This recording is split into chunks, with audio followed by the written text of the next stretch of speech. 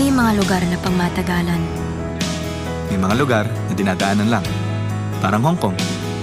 Kaya bawat oras, dapat sulitin mo. Kasi walang nagtatagal dito.